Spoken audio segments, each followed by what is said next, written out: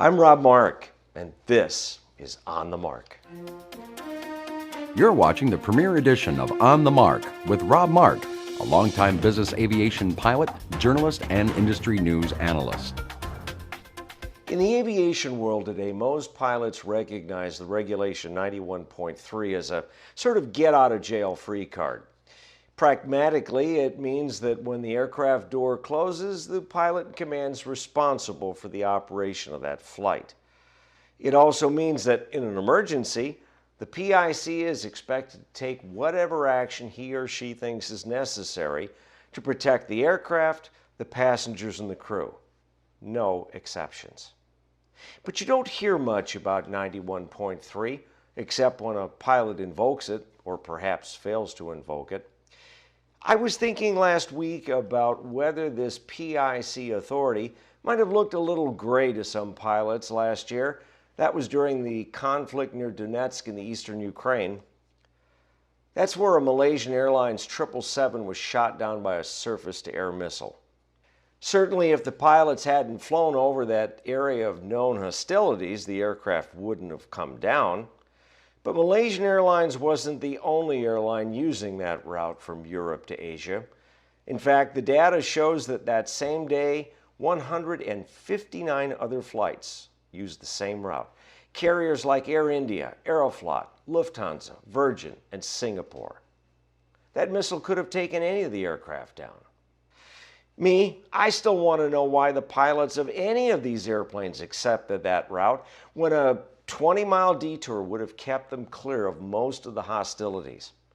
After all, we give severe thunderstorms a 20-mile berth and we don't think anything of it.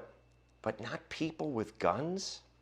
So despite what Malaysian flight planners told the crew that day, there were also plenty of news coverage stories about the hostilities and the fact that other aircraft had already been shot down. There were dozens of NOTAMs already in effect that day. Did the crew really think that because the dispatchers told them it was okay, that there was no risk? What were they thinking about? This 91.3 PIC issue came up again after the recent Russian crash in the Sinai. While it now looks like a bomb took down that A321, initial reports thought it might have been a missile fired from hostile territory. Really?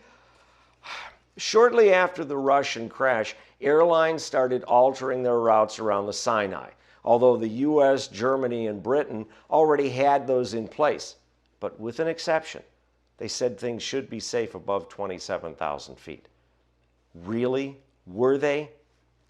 If I were the PIC, I wouldn't want to find out. No one pays me enough as the pilot in command to act as though I'm flying an unarmed recon airplane, especially when I have people in the back. To me, it's time that the groups that represent pilots, the Airline Pilots Association, the International Federation of Airline Pilots, the NBAA, and all the other business and commercial aviation groups around the world simply started refusing shortcuts over hostile territory at any altitude. After all, pilots already possess the authority. That's what 91.3 was written for. All they need to do is use it. But this issue is also about more than just the pilots. I think passengers have the right to know that their pilots will always choose safety over efficiency, no matter what the boss says. And let's not forget, the passengers on board these airplanes had absolutely no idea what decisions, good or bad, were being made on their behalf. And to me, no company has the right to play with the lives of its passengers and its employees. Period. For On the Mark, I'm Rob Mark in Chicago. Thanks for joining us.